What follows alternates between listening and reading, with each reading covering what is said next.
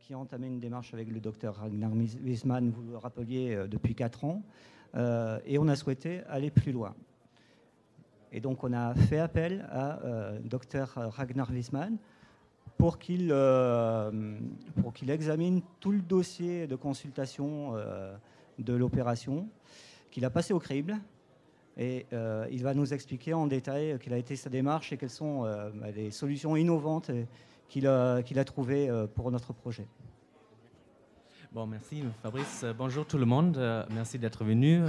Ça me donne l'occasion de parler d'un sujet qui me tient très à cœur, pour lequel je travaille au quotidien, pour lequel j'accompagne Claircienne justement. C'est le sujet de la santé. Votre santé, notre santé et la santé bien sûr des usagers dans le bâtiment de Claircienne. Par la suite, vous aurez un café à votre disposition, rez-de-chaussée. Pour les plus petits, un espace de 4 étages.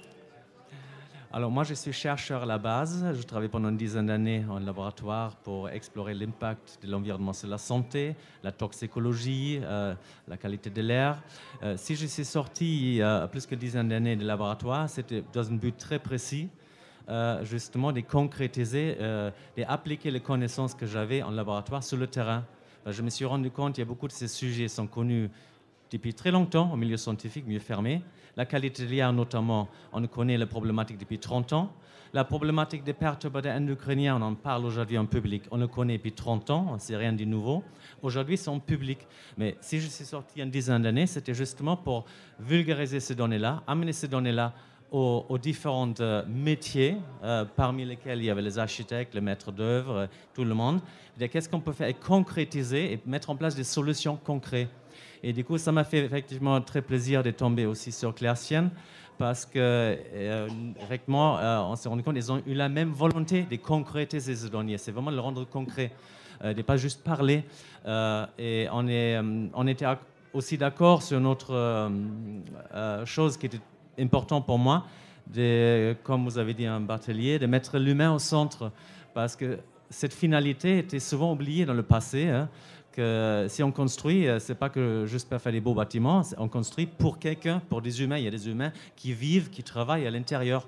Et du coup, on aimerait vraiment créer un environnement favorable à la santé, ces personnes-là, et au bien-être. Alors, santé et bien-être de l'habitat, on pense bien sûr, vous pensez aux composés organiques volatiles, aux particules, les perturbateurs endocriniens. Il y a beaucoup de choses à l'intérieur qui peuvent après déclencher des pathologies très lourdes au long terme, on le sait aujourd'hui. Mais le bien-être, juste pour titre d'exemple, ça va beaucoup plus loin, ça va aussi dans le bien-être quotidien. J'étais intervenu il y a quelques jours à Nantes sur le lien entre la qualité de l'air, la santé environnementale et la performance. Figurez-vous, on se rend compte aujourd'hui que en fait, la performance en entreprise peut augmenter de 60 jusqu'à plus que 100%. Avec une bonne qualité de l'air intérieur. Du coup, il y a des entreprises qui trouvent aussi un intérêt économique maintenant par vos salariés. Du coup, on peut faire pour des raisons très différentes. Des raisons économiques, des raisons altruistes parce qu'on veut apporter des bien-être. Et puis, il faut dire, la réglementation devient de plus en plus contraignante aussi. Du coup, la marge de manœuvre qu'on a est de plus en plus réduite. Donc, pour diverses raisons, on a diverses raisons pour le faire, mais aujourd'hui, c'est essentiel d'intégrer justement cette santé dans un projet de construction, comme dans d'autres projets d'ailleurs. Et ça a été très bien fait. C'était effectivement très novateur justement à Claircienne de faire ça, de prendre la santé environnementale comme une corps de métier à part. Alors, si vous partez sur cette base-là, effectivement, c'est Palmero, vous avez bien dit, c'est plus ou moins une cube, on va dire. Si on part sur cette base des cubes, vous connaissez tous le Rubik's Cube. Je ne sais pas si vous avez fait quand vous étiez petit, mais vous vous êtes peut-être rendu compte que ce n'est pas possible de résoudre le Rubik's Cube en faisant un côté après l'autre. Si vous faites qu'un seul côté, vous n'allez jamais réussir. Il faut vraiment attaquer tous les côtés en même temps. Et ce qu'on a essayé de faire, d'avoir vraiment une vision globale. Et dans une construction comme celle-ci, on a l'habitude d'avoir différents métiers associés. Vous avez le VRD, c'est le voirie, réseau divers, vous avez l'électricité, vous avez le chauffage et climatisation, vous avez la menuiserie, vous avez les paysagistes, vous avez énormément de corps métiers qui sont habituellement toujours associés à ce genre de projet. Et aujourd'hui, effectivement, me discourir ce qu'on a réussi à faire avec Claircienne, dire mais la santé environnementale, c'est un corps de métier à part qui doit aussi faire partie de cette démarche-là.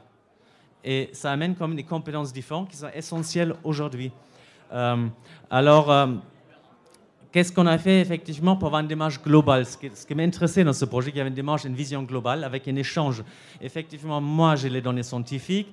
J'ai pas mal d'expérience maintenant au niveau des constructions, mais néanmoins, ce n'est pas mon métier. Le but, c'est effectivement de travailler ensemble en tant que scientifique. La science nous permet de fixer des objectifs. Voilà, tout comme la réglementation à certains moments. Et encore, on a souhaité d'aller au-delà de la réglementation et anticiper la réglementation du futur qui va venir, parce que ça va être encore plus contraignant. La science, mon côté scientifique, a permis effectivement de fixer certains objectifs, mais après, c'est tout. Après, effectivement, il faut se mettre autour d'une table, ce qu'on avait fait, et dire maintenant quels de ces objectifs sont atteignables, sont faisables techniquement, humainement, financièrement. Et à partir de trouver un compromis, et je trouve quand même on est allé assez loin quand même, parce que ce n'est pas toujours évident. Et ça demandait de vraiment analyser les plans, les documents des CCTP, tous les documents de construction, des différents lots, et pour voir au niveau santé, environnement, qualité de l'air, qu'est-ce qu'on peut rajouter. Déjà pour la santé environnementale, je ne sais pas si le terme, on va revenir sur le matériau après, si le terme ça vous parle. La santé environnementale, c'était novateur dans ce sens aussi, parce qu'on lie la santé et l'environnement. Oui, et à l'époque, c'était deux choses à part. La santé, c'était le domaine des médecins. On est en curatif, on est malade, on est en curatif. L'environnement, c'est le domaine des écologues. On ne se parlait pas il y a une dizaine d'années, une vingtaine d'années. Aujourd'hui, c'est une discipline scientifique et c'est un plan national et plan régional au niveau politique.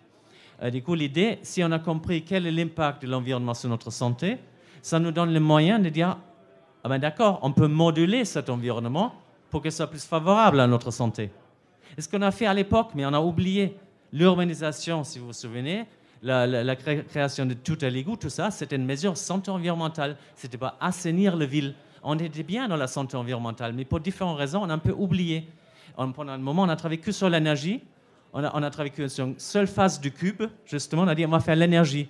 Et à ce moment, je dis mais écoutez, si vous avez des bâtiments qui sont très efficaces en énergie, d'accord, mais la qualité de l'air intérieur, ça pose quand même un souci. Vous voyez, faut vraiment travailler sur les différents côtés. L'environnement aujourd'hui, ici, qu'est-ce que c'est? L'environnement, c'est la chaise sur laquelle vous êtes assis. C'est le pull que vous avez sur vous, le vêtement. C'est le maquillage, le cosmétique que vous avez mis sur vous. C'est l'air que vous respirez. Tout ça, c'est l'environnement sur lequel vous avez un impact. Et nous, on a essayé vraiment de minimiser cet impact au maximum dans la construction, dans le logement, dans le bureau, au niveau des clairciennes. Et ça passe effectivement par le choix des matériaux de construction, parce qu'ils présentent des émanations importantes, mais aussi par la manipulation de ce matériau, la façon de le mettre en œuvre. Et puis, une fois vous avez un matériau de construction qui choisit, si on a une construction saine, tout est fait. Il s'agit aussi de travailler sur la gestion ultérieure. Parce qu'on peut beau avoir un bâtiment qui est très peu émissif, il y a toujours des émissions, il faut être clair là-dessus, mais le but c'est de les réduire au minimum. Si après au quotidien on gère ce bâtiment avec un entretien, des produits d'entretien qui sont polluants, effectivement ça ne va pas. Du coup, on a essayé de travailler sur cette globalité. On a également en parallèle mis en place une charte de nettoyage sain qui met une construction saine qui sera gérée de façon saine et facile à gérer de façon saine. Merci, docteur. C'est passionnant ce que vous racontez. Et effectivement, au-delà de la technicité de votre approche, de toute l'expertise que vous développez, vous avez fait un travail colossal sur le dossier, qu'on a repris. Et notre ambition, c'est de peut-être pas tout y mettre, mais de faire les bons arbitrages pour avancer, pour déployer ensuite, peut-être que M. Palmaro en parlera, un cahier des charges Habitat Sain au sein de notre production, où il y a déjà beaucoup de choses. Claircienne est labellisée globalement maintenant NF Habitat HQE, au niveau de sa production de logements neufs, au niveau de la réhabilitation, au niveau de l'exploitation. Notre ambition, M. Palmaro, c'est d'aller encore plus loin, si j'ai bien compris. Dr Ragnar Huisman l'a bien rappelé, c'est aussi des changements au niveau des pratiques. Alors dans ce bâtiment, on a de la ventilation naturelle, on a un système automatisé qui va permettre des choses, tout un attirail technologique et des innovations techniques mais aussi ça passe par une démarche que vous avez déjà engagée, M. Palmaro, au sein de la société pour progresser au niveau des pratiques, avec le RSE.